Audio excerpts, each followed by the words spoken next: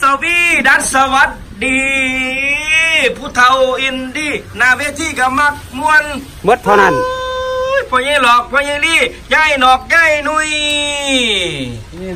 ปิดวงมาแล้วหัวตาพ่อหน้าพ่อตากันอ้าวมันเฮ็ดอีหยังเราดิเสียกเอาอย่าสิคิดสั่นปานนั้นติเดี๋ยวเด้อนี่คือเฮ็ดจังสั่นเดี๋ยวนี้เฮ้อแบบได้เท่านี้เฮ็ดแม่จูดบังไฟเดี๋ยวจุดลงไปได้ใส่เสียกเพราะแม่นั่นสิคิดสั่นปิดวงเราสิคิดสั่นเมื่อนั้นเห็นดาสอนหนึ่งบ่ดาผู้ใดว่าสั่นเที่ยวยังเสียบไปยังเอาไปผูกข้อตายติเพิ่นแม่นี่สิก็สิบ่ก็หมายเดียวกันนี่บ่นั่นน่ะเห็นบ่นั่นแต่ปวดหัวหน่อยๆก็ไปซื้อยามากินได้เห็นดอกเว้าดีๆได้แม่เว้าน้ำข้นเด้อดอกอ๋อห่วยหมายถึงว่าเขาเจ้าหยอกบ่หยอกล้าหยอกซื้อเสียมาผูกข้อตายดิว่าติโอ้ยก็บ่คือดิเนาะฮู้จักกันบ่บัดนี้เฮาเรื่องกันอยู่บ่เรื่องแล้วเรื่องในโทรทัศน์ป่ะนะ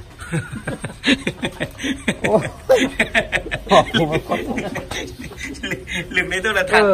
หยอกคนเว้าให้มันมวนได้ไหมท่านดอกโอ้ให้มันมีทักษะในการเว้ากันนั่นเองมันบ่มีสำนวนให้มันควรถากกว่านั้นแน่ท่านดอกให้มันถูกหูคนกว่านั้นแม่นบ่เอาไว้เบิดแล้วบังไฟบ่ได้เบิดติเดี๋ยวนี้โอ้ยเบิดแต่บางจุดเงาเลยเขียดวะบ้างนี่หางไล่อำไทยอีกแล้วคือว่าพายุเข่าเบิดมือเบิดเว้นเท่านี้พายุฮะยังไงสิผิดจุดได้มันเบิดทั่วประจังหวัดทั่วประเทศได้พอเอ้ยพาเต็บบ่มีบ่เนาะพาเต็บมุเจ้าสิไปหาจุดบังไฟยังไงฮะก็ถามไผเจ้ายังสิได้จุดบ่ยังดิเป็นบ้าเป็นบ่อจะได้ฝนตกทั่วประเทศก็ยังสิไปหาไปจุดบังไฟเสืออยู่มาเนี่ยหนุ่ยเจ้าขึ้นข้าบ่อยแต่เหมือนเพียงไหนไม่เอาขึ้นเขาวังหันเอาดีแล้วโอ้ก็เป็นเขาเนี่ยยอมกินข้าวมันไก่อันนี้ไม่ยังคือกันไหมคือกันกันไหนนั่นแหละแล้วว่าดีแล้วว่ามักแบบกินเขาด้วยค่ะฝนตกห้ำฝนตกรินผู้ข่าหนูขอไล่บักเติงอย่ามาว่างใส่มือคนแม่มือเบิ้งในแม่ละมือคนแม่โอ้มือคนถึงใส่มือคนเลยเอาเบิ้งดูอย่าเรียกเอาก็อยากเบิ้งว่าอารมณ์บดีขึ้นหน้าตามึงนี่เป็นยังบ่พระเขาบ้านแล้วเขาจะเป็นหูใจหายว่ะเดี๋ยวได้อีกคือว่าสั่นโอ้โหไม่แล้วกับพระเขาบ้านแล้วแล้วมาแล้วมาเอาเนี่ยคนไปทักคืออีกขลัมเดี๋ยวขลัมสร้างเดี๋ยวขลัมลาบก้อยเดี๋ยวขลัมผ้าเดี๋ยวอีหยังก็เดี๋ยวชีวิตคือเงื่อนไขหลายเลยมึงจะไปบอกแล้วบอกในเรื่องว่าเพิ่นเป็นยังบอกผ่ากี่วันนี้ผ่ากี่วันพันนี้น่ะเรื่องก้นน่ะผ่ากี่วันผ่าพอดีเราไว้แต่พัดยอดของเน้นนี่ของเน้นผ่าพันบังไฟพอดีสิบ่มีหนึ่งโจคือกินธรรมชาติครับแท้ไม่จะได้คิวได้จักมือแล้วให้สำรวจโลกจักบาทเน้นฉันเดียวกิโอกราฟิกสำรวจโลกเอ้ยเนาะมึงแน่นั่นอยากจะน้ำคิวอะไรไปใส่กับบ่ได้อยู่เพื่อนเลยห่วงอ่ะคือห่วงเมียว่าวเสียดว่าวซีอยู่ห่วงอะไรห่วงอีวันเมื่อมาคนมาตอมเมียอยู่ของเนี่ยทำใจลำบากเลยมากกับมาใส่ห้องเราเหมือนประเทศซอยเนาะเงือดเลยฝนตกประเดี๋ยวยังผ้ากันไปจุดบังไฟเสียคิดจังในคิดได้จุดมันฝนล้นแล้วเจ้าจีขาเสียขาน้ำมันไปซื้อนี่แล้วมันอยู่ใส่กับบังไฟมั้ยนี่คือสำหรับผมบ้านนี่ก็เท่าหรอกใช่ยพุ่งบ้านท่านโอ้ช่างโอ้เป็นยังไงปิดฤดูกาลสอนคนหลายเนาะขอบคุณกำลังใจพี่ๆน้องๆคือว่าพวดแต่คือเห็นมาไล่เต็มข้ออยู่ใช่ยายแหลมแล้วคือว่ามาไล่พวดแท้มันจะขึ้นช่วงขึ้นไปประทานกับยายจืนนั่นน่ะคือหมันแท้กูมึนได้บ้านนี่เอาคือว่าเด็มันมาไล่ไหมมึนได้กูบ้านนี่เจ้าของต้องเป็นผู้บ้าไหมไปเปิดคลิปมึงยังไหมเงิน1,000 กว่าบาทคน10,000 กว่านั่น ใครก็ยายแหลมเอากระพวงมาไล่เขาพวงมาไล่มาลีย่างดีไหม คือวางสั่น มันกินได้อยู่ที่มาไล่ เอามาใส่พี่ขยะพี่ เป็นตะเลียใจบ่คนอาตานาลาดเงิน1,000 กว่าบาทแม่โอ้ ก็ดี ย กว่าดีกว่าผมไม่ได้อยู่ตัวผมไม่ได้จะปาก แม่นอยู่พญานี่บ่ดังปานยายแหลมเนาะ บอลี่บอลี่บ่ดังหุ่นบ่ได้หนาเวทีหุ่นบ่ได้หลังเวทีหุ่น เด้อ เอาสั้นแล้ว เนี่ยพูดอะไร ปวด เห็นซอยกว่าบ่บาท ขึ้นซอยเขาบ้าดีมั้ยเนี่ย พูดอะไรเสียบหาเลยมั้ย เขาก็ต้องไปหาไป ขักก็น้ำจอยอีกวะยังจำยาก เขาก็ต้องไปหาวะสารพันบ้านน้อง เนี่ยว่าเรากูสิสู้ เอาสวงกันยังไงได้อยู่ความ เอามาเดี๋ยวนี้อันนึงอ่ะ เอาค่าหยัง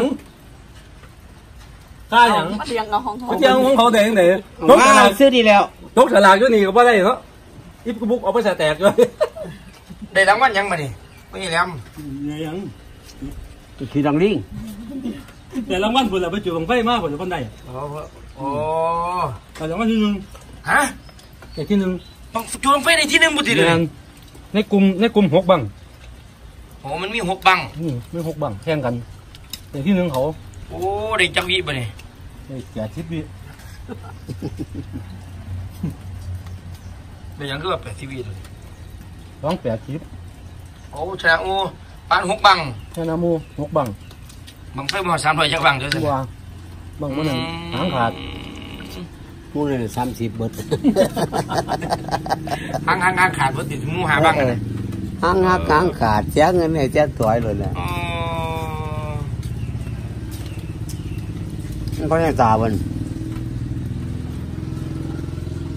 ก็ไปจมให้เราดิ เอาเลี้ยงให้ดูเลี้ยงเลี้ยงแท่นอัดเปียในเชียงเลี้ยงบอกอัดไฟ โอ้ยง่ายให้เราดีได้กินเขาเนี่ย ฮะ เดี๋ยวเลย ง่ายบอกเขาเงี้ยซอยได้จังได้กินเขาเลย คือวางสั่น เอ้า อันตักมาเอาไป ฮะ เพิ่นมาเอาไปสังมาเอาไป ก็ยังว่าง่ายเขาไปนี่เนาะ เอา นี่ง่ายเพิ่นเลี้ยงย้อนว่าง่ายให้เราดีที่นี่ บ่ นับ ว่า เป็ อัน น นี้ ตั มัน นเข้ เนาะ มเลยน้ำต้มมะเข้ม ต้มเค็มเนาะบ่เป็นต้มเสียดเนาะ เราสิมาเอามือเลย นอนหลับสักวันนอนฝันใหม่สักวัน ปัน สำหรับบอกยายแหลมสรุปว่าก็คือขายแล้วแต่ว่าบ่ทันได้มาเอา บางคนได้ผิด ก็มาเอามันกับบอลเอาเลยหนายังไม่อยู่ เก็บก็ดังแล้วพี่นาว่างนี่อันบ่ได้ขายพี่นาเดี๋ยวไปตั้งไว้บ้านก่อนไปเป็นผู้อัดเองมัน ได้ไปกับเงิน จัดการเลย เงิน500กับ ไปมาเป่าคู่มือกันย้อนเงิน500นี่ล่ะ กับเงินสักคิว เป่าไปเป่ามาบ่ได้เอาไปมาถือใส่เลยแหม ไปง่ายบ่เขาเฮี้ยนซอยหนักเป็นตันเก็บเอวแล้วเนาะอยู่นี่เลี้ยงเขาจานนึงนี่ ขาดทุนนี่ตัวนั้นน่ะ เอาคือเบิ่งเอาเที่ยวออกมานี่เติมน้ำมันมา800แล้ว มี ก็ว่าฝากทานรายการเนี่ยว่าสิเอาหรือบ่เอายืนยันให้มามันเนี่ยชัดแน่ เอาอีกแล้วยายหนุ่ย วันนี้ที่ ภาพ รอ ไป ค บอก อย ภาพไปบอก เบิ่งเดี๋ยวฟังถ้าเที่ยวสิมาจอดราคาเนี่ยน่ะ500นี่เติมน้ำมันมึงเด้อ3 ลูกไฟเอามือนี่ลูกเท่าไรได้เท่านั้น 800แหละแม่ ลงอย่างไรว่าสิได้จูดถิ่มเบิ่งเนี่ยหนึ่งฝนยังห้าม โอ้ยฟ้าสูงด้วยนี่ เติมน้ำมันมา800สิบ่เงิน500มันคุ้มบ่คุ้มก็บ่คุ้ม บ่เห็นบ่ปลุกลูกเมารถตู้เมาแท็กซี่มาบ่ เดี๋ยวเงิน ลอยเมาเงินลอยเศร้าเดี๋ยวปลุกลูกอยู่นี่ คือกันได้ปลูกเหรอแล้วเบิ่งเหรอ เอาโทษถามเราก็ได้ตัวนี้เอาโทษถามมึง ถามแล้วก็ว่าสิว่าเอาก็จะไป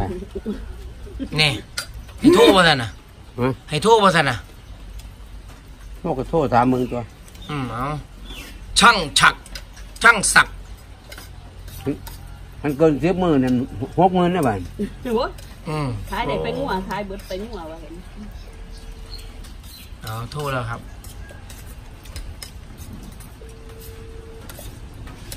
สร้างสัก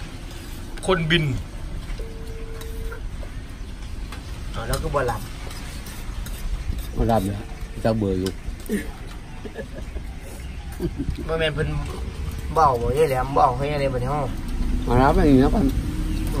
ตาปีหน้า เบ้าไปเถอะเจ๊ยายแหลมมาแล้วสร้างสักสวัสดีครับครับผมครับพอดียายแหลมฝากถามนี่อยู่นำกันนี่ละว่าไอ้เป็นจังได๋สิเอาแท้100%แม่นบ่ ไอ้ในบ้านว่าขอจะเป็นอาทิตย์นึงครับตอนนี้ไอ้มัน เสียเรียนรถอยู่เพราะว่ามันเสียหน่อยเสียหลายอยู่เพราะว่าตอนนี้เงินก็เหลืออยู่30,000กว่าบาทเองเพราะว่าเพิ่นเสียงัวเขาไม่เพิ่น60,000โอ้ ตายเบิดบ่ละงัว เบิ่งจะอาทิตย์นึงได้บ่ขายแล้วถามพอเหรียญมันขอว่าก็พอเหรียญนะ เอาบอกเขาพอเลี้ยงประตูเนี่ยเอา อาทิตย์นึงเต้ ปลาขอจะอาทิตย์นึงได้บ่พอเหรียญ ได้ กับแม่ไปนี่ละ ถ้า ครับเพราะว่า ว่าสิเป็นราคา ตัวนี้ลูกครับเงินบ่ได้พออยู่มันเสียมันเสียไอ้งัวเขา60,000แล้วมันยังอยู่30,000กว่าบาทมันบ่ได้พอนะมันกลัวได้ แต่ว่ามีผู้มาให้60,000จะขาย โอ้ครับ เอาแค่นี้ละเด้อ อยู่ก็บ่ เอาสิรอ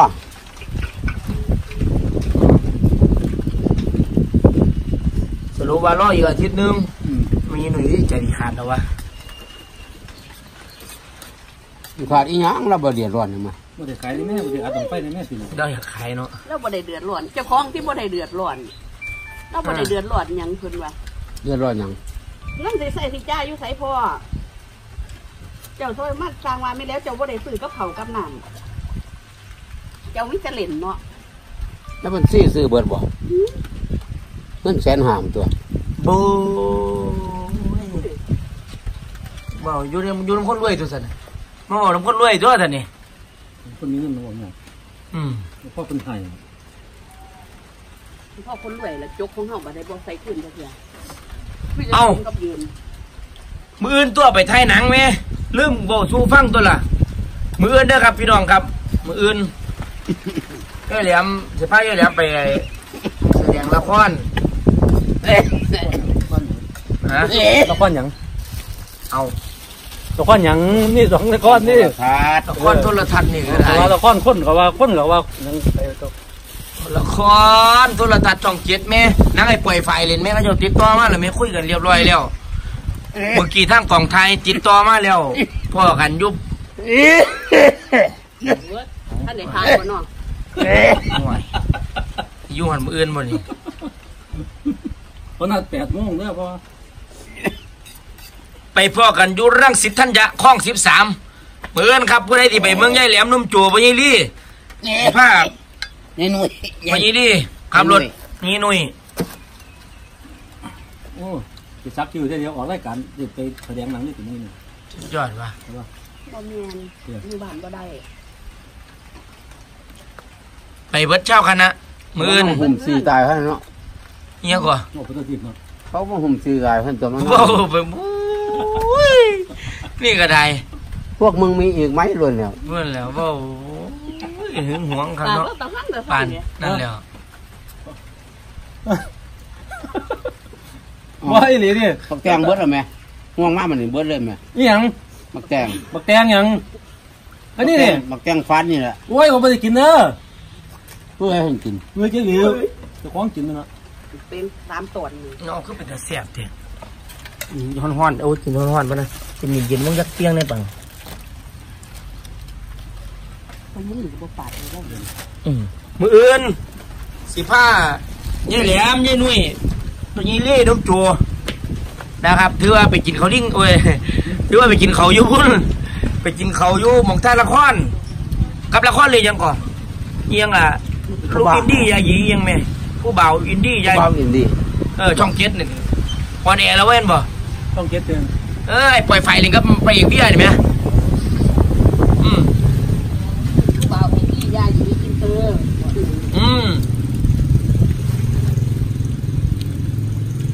โอ้ยหน่อยแม่นหมดค่ะ มืออยากสัมผัสตัวเป็นยายแหลมปล่อยไฟ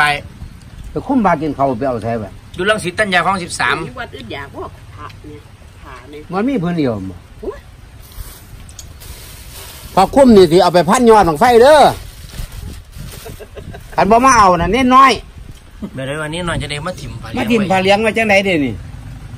เราเริ่ม เล่าทิ่มอันนี้แล้วก็ไปร่อนจะเปรียว ไปเลยเนาะ เราห่อยังมันนี่พระเทคือบ่เทกิ่งในแล้วไปยังไงบ่นี่ ก็ต้องสังสารเนาะมื้อนึงของ1น้ำกินจริง หนึ่งนะบ่มีผู้กิน มาก็มาหลายพอดเขา มาหลายมื้อ มาจนเลย2 7พุ่นแล้ว มึงมากับมีคนมากินน้ำบ่มีคือเขากินแบบนี้ เฮ็ดพอกินเบิดนะ เงี้ยเจ้ามันเงี้ยหลักนอกจากว่าก็เป็นพ่อคน หูอยู่ พ่อเขามาเขาก็มาใส่กินอยู่นี่ ก็บ่ได้ว่าเป็นลูกเขาดอกหูอยู่ เขาว่าเป็นพ่อเขาจะไม่กินน้ำเอามันก็บ่ถูกหนังไฟจะเป็นไงเนี่ย ยัง อันนี้บักแตงต่ำตัวนี้ ต้มหมึกแตง มันจะต้มบ่ถูกไหม พวก ต้น นี้ กระปุนบ่ เนี่ยคือว่าแพ้ผ้าเพิง เอากับผ้ากินจะมองมันแดงอ่ะเนาะหูจะคว่ำอยู่เนี่ย แต่กี้เปียกมันเพิ่นอันนั้นนี่ล่ะเพิ่นต่ำนี่ล่ะ มันก็ขูดเนาะง่วงขูดที่ทำ เอาเรื่องบอกตัวล่ะมีไปเลยถือกิ่งถ้าของไทยมันบอกให้เตรียมกางเกงสแลกกางเกงสแลกสีดำรองเท้าหนัง เจ้าหูจักบ่ แต่ก็สื่อโตสื่อบอกโอ้เจ้ามานุงแต่ว่ามันหัดอย่างเงี้ยเจ้านุงบ่สันมีตัวเลือกสแลกอยู่ในกระเป๋า ปรากฏได้เห็นเจ้าใช้อยู่ดอก ตัวละ400 500พุ่นตัว มันนี่ก็ต้องทำหนังนี่ไป เสื้อยังบัดนี้หัวน่ะ เพื่อของไทยที่ต่างจากการแทน แต่ว่าให้เตรียมกางเกงกับรองเท้าไป น้องเขาหนังซื้อไม่อ่ะ ไปซื้อย่ำใดล่ะพ่อ คือน้องเขาเก่าก็ได้ตัว เอาบักแตงโมน้องตอนหนึงด้วยใส่ นี่มันเพ่แล้วพื้นมันออกอ่ะ มันอาปาก อาปากเทอร์โบอยู่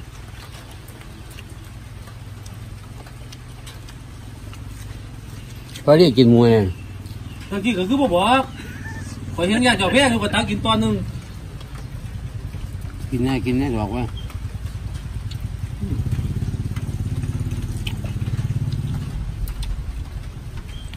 บันนี้สรุปว่าจะไปอยู่น้องไฟอีเลียนว่าบันนี้มันเนี่ยขายใหญ่ไปบ่บันนี้ ไป โอ้ยก็ได้อยู่ตรงหัวมึงอากาศ มัดมือครับลิ้นมัดมือตกมัดมือครับนี่มึงเอาลวดพอเป๊ะมัดมือครับ มาตัวเงี้ยมาเนี่ย ตัวประเทศ นั่นแล้ว เจ้าที่ใส่ของถือหรือของแท้กางเกงสแลกมันมีของเก่า19กับตัวละ400 500 เว้ยดาราปฏิใส่ของแบรนด์เนมเลย แล้วมาใส่ของกระจอกก็นั่นแล้วมันคอยได้เป็นดาราเนอะหรือว่าใส่ขี้ได้หรอก99 บาทป่ะนี่ไหมใส่ไปได้หนังไหมใส่หมดแล้วของแบรนด์เนมหมดแล้วของห่างหมดแล้วเนาะ มาผู้ใดที่ทรงเครื่องหลีมากกับทรงมาได้กางเกงยังทัน เอวเท่าไหร่ 32 คือที่เป็นอิ่มเขาแล้วเนาะบันนี้เสียบ่กินเขามาหันนะ โอ้ยกินเลยสนุกแล้ว เมีย แซ่บกันได้ล่ะ เมียก็ดี ครับดีนะพี่พ่อ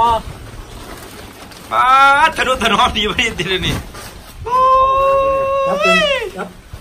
บัดใจหนุ่ยคือดูแลแล้วดีวันนี้ พัดเลยไป กูหลับปล่อยแล้วนอนตากฟอกจากฝนไอ้ฝนอยู่มันน่ะ แต่ก็ติดตาก็ตามเขานะ ปานนั้นสิดูแลดีปานนั้นสิบางนี้แล้วมันไฟสิไหม โอ้ บัดใจน่าจะเขาเซเว่นมาตี เนี่ยเนี่ยเอาไป ไม่ต้องถามเนาะไปเจ้าขอไปเซเว่นไป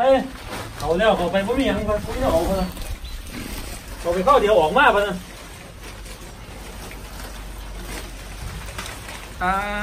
สุดยอดแต่ว่า เข้าไปแล้วนี่แต่น้ำประเดี๋ยวเนา ยุ่งใบไตไล่ใบตอมเลยตัวนี้ไหม คุณแล้วเนาะ โอ้ยขึ้นในสวงกับอันนั้นเจ้าของบังไฟบรรทุนตะนอนเลยเด้ออีหลาเฮ้ย วัดเท่านั้นนะ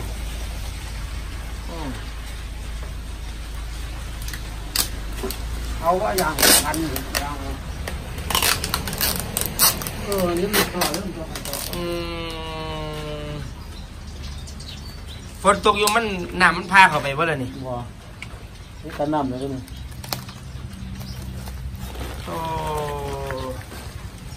ไปรถไปรถไปรีบวะ เนี่ย À, เพิ่งสิพาไปเจิงไฟเพิ่งสิพาไปถ่ายหนังเนี่ยค่าตัวเขาเจ๊งเสียเขาเจ๊งบาท เนี่ย คุยเอาเลยเจ๊งเสียให้เจ๊งบาทเนี่ย คุยกันเร็ววะ ถ้าเดี๋ยวคุยมือนี่ละ 15ไปเอง15ไปเอง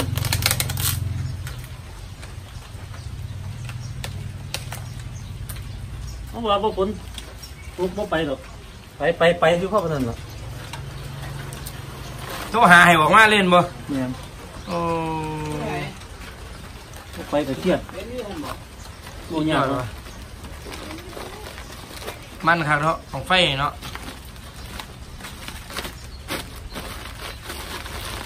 ก่อนสิไปกรุงเทพอีกตัวลงค่าตัวก่อนนี่สิให้จักบาทนี่ค่ารถขับรถ 1,000เลย อัน500ค่าบล็อกก็ท่านให้ง่ายติ ก็สิให้นำกันน่ะ เด้อ 1,500 ท่านหาโอเคเลยโอเคแบบนี้ถ้าไปจุดของไฟพร้อม ครบรถก็แบบนี้ ก็ว่าอยู่ล่ะบ่ได้ว่าดอก คบกับแหลมแล้วท่านจะติดใจ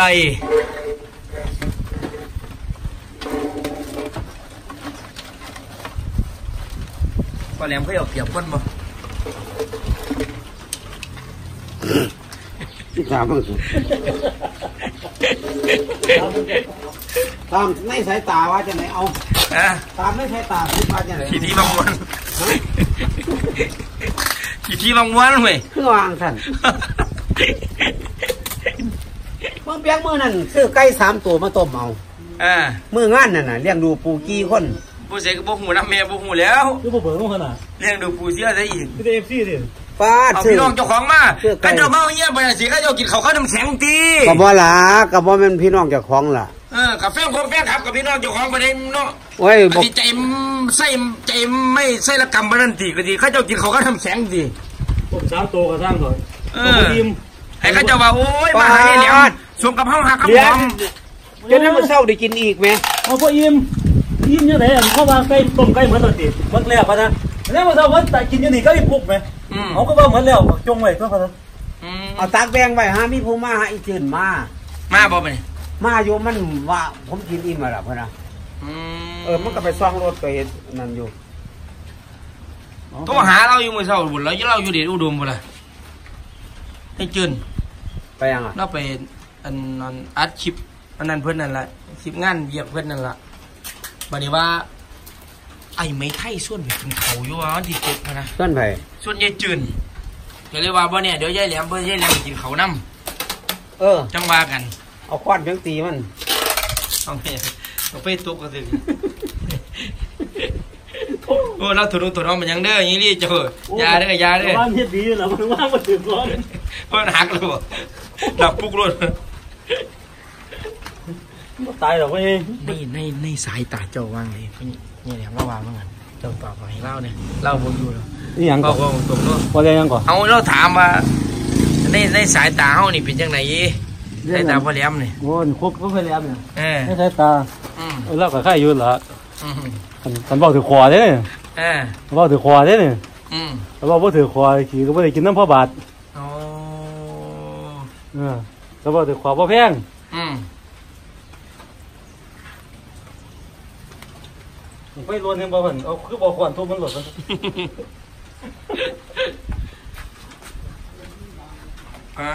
ัน ฮอไว้ทีเป็นยังวะสุดยอดวะมันไม่ยินหนุ่ยเลย มันต่างคนกับบอกเขา ไม่ยินหนุ่ยเมียตากฝนบ่หาเนี่ยมันกังผมมีให้เมียหมดแล้ว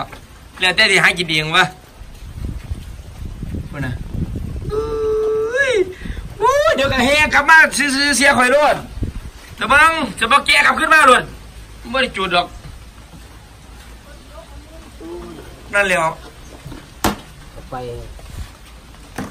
นั่นล่ะ ไปพอได้เสียขนาดมันพอได้นั่นจะเป็นหมาว่าเหยียบห้อยนอนมารับมันบ่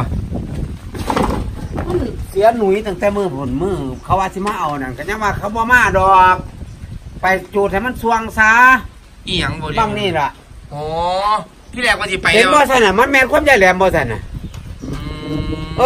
ผู้ทุกท่านก็เลยรอเฮาเสียเวลา ไปถึงทาหยังมื้อนั้นหรือบ่ได้ กระทาเอาบล็อกให้เขา อ๋อ มานี่บัดฮอดมือเฮาว่างมันก็จังซี่แหละนี่สิพี่จังซี่แล้ว เสียฝนเสียบ้างสิว่าติ แม่นบ่ซั่น อืม คาดการณ์อะไรบ่ให้ผิด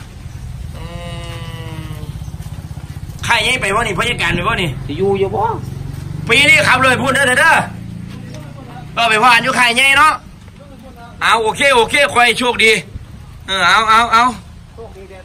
อยู่ไสก็ไปอยู่ไสก็มื้อนี่ไปจังหวัดใดมื้อนี่บัดแท้ได้พูดบ่ป้าหาจิตไก่คักมาโอเคมันหมาน